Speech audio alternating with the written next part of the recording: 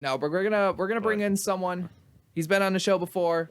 You'll see him on his channel on the Saps YouTube channel. So let's bring in Saps. What's going on, man? What is going on, Yo, everybody? Welcome back. What's up? What's up, my man? Yo, How you guys been? yo, we're doing great. We're hanging in there. We're hanging in, but we're hanging in there. Hey, the Sabers won. There was some that started off good that day, you know. Back, back in the win column. You know? Big games. Hey, it's a big game. Is it a big the game? bottom Big game. feeders of the division. The bottom I think feeders of it's- the division. It's a big game. Battle for the bottom seed. Yeah. They're only 2 and 4 points out of playoff spots. Yeah, Yeah. exactly. That's the part. Yeah, It's never too early to start Oh, talking about playoffs.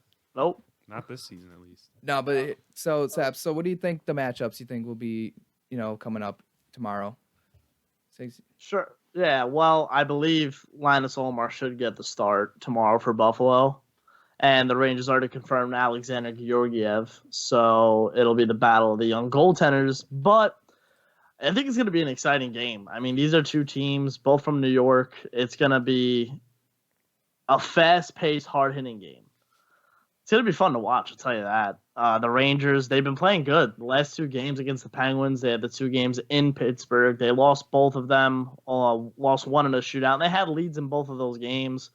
So the Rangers are trying to look for their winning ways and trying to keep leads. Buffalo's trying to establish themselves. So, yeah, it's going to be a fun game. I believe it will be. Yeah, I'm excited because we here's the thing. I'm gonna say the Sabres have been facing probably the most toughest teams in the division. Now I don't know how they're gonna be, Saps, nothing against you, man. We are. Okay. It is gonna be we're not gonna be facing two teams that are very struggling right now. So it's gonna be to see which team is the better team. So it's gonna be quite a situation. So Alex, I see you looking over there. What you got over there? I was going to say, so I know it's very early, so it's small sample size, but which one of the two goaltenders have kind of, I guess stood out, or kind of if either one of them have separated themselves so far? I know it's small sample size, but For the Rangers goalies? yes, yeah, Igor Shesterkin did look shaky last game, but I have my confidence in him. I think he is the Rangers' #1 goaltender. Alexander Georgiev had a really good game, too, against the Islanders. That's when he got a shutout. And then, you had to throw him in the third game of the season against the Devils and haven't played since then. Shesterkin came in, lost 2 games to Pittsburgh. He played really good the first game, let in a couple soft goals the second game. If Alexander Georgiev plays really well against the Sabres in game 1 especially, he'll definitely get the start in game 2. And I think David Quinn, the coach of the Rangers right now, is just looking for the hot hand to ride. Even though I do think Igor Shesterkin is the #1 goaltender, I said before the season started that one of these goalies is going to end up playing themselves out of the starting position.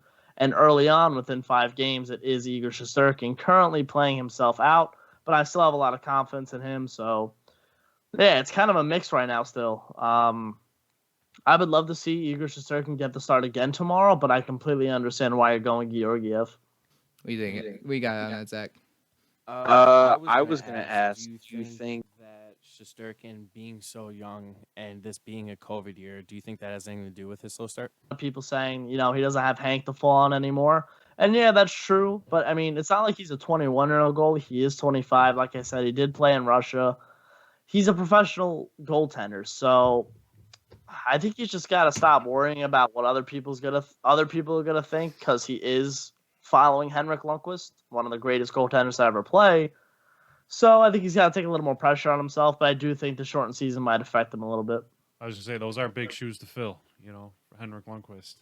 Oh yeah, especially in New York. I'm sure you guys are probably hard on your goaltenders because of that. I mean, exactly. I felt the same here too with having like Dominic Hasek and Ryan Miller for years. So I mean, I feel like we've been a little spoiled with our goalies as well. Yeah, I can see that. Wait, Fleury? Hey, anyone? If the money can work. Yeah, I don't know. I mean, It'd be tough to do, but if the money can work. how many years does he have left? And what? Because then, what are you gonna do at Hall? Yeah. And I saw Skinner playing on the 4th line. I think it was like maybe one of the first few games. He's still on the 4th line. Yes. we don't know our lines over here? That's crazy. Yeah, it was a crazy thing because he should be playing with Eric Stahl. because there was that connection with their teammates before. So why is he not Yeah. next to Eric Stahl?